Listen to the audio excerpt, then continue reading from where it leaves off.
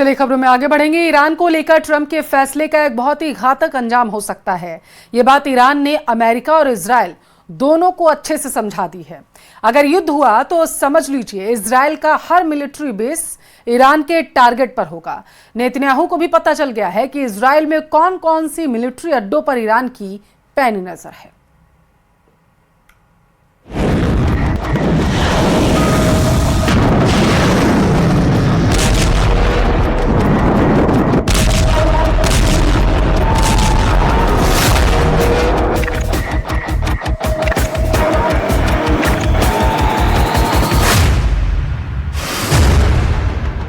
युद्ध तो Trump final कर चुके हैं,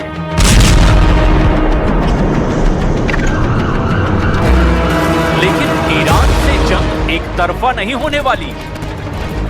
ये बात अमेरिका और इजराइल बहुत अच्छी तरह से जानते हैं।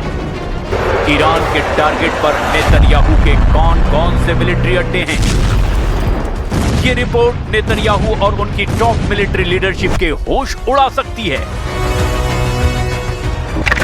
पहला है रमात डेविड एयरबेस, उत्तरी इजराइल में बड़ा सैन्य अड्डा। यहां है F-16 फाइटर जेट। जिम्मेदारी है लेबनान और सीरिया में ऑपरेशन।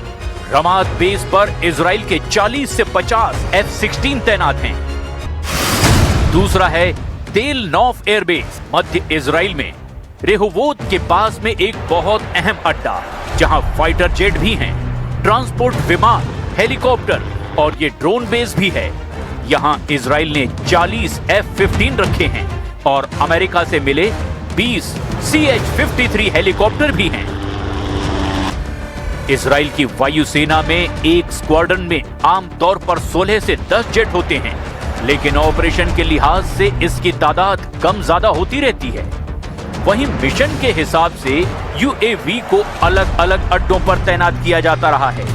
लेबनान और गाजा में लगातार ऑपरेशन की वजह से इनकी जरूरत लगातार बनी रहती है। अब देखिए कुछ और बेस। पालमशिम एयरबेस, मध्य इजराइल में इस अड्डे को स्पेस पोर्ट भी कहा जाता है।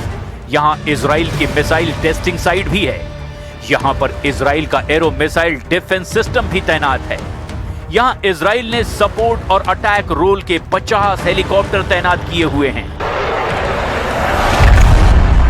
मध्य इजराइल में हेत्जोर एयरबेस, अशदोद के पास इस अड्डे में कोई फाइटर स्क्वाड्रन तो नहीं। अब ये इजराइल के घातक ड्रोन स्क्वाड्रन्स का बड़ा अड्डा बन चुका है। यहां पर इजराइल के हेरोन और ऑर्बिटर जैसे ड्रोन तैनात हैं।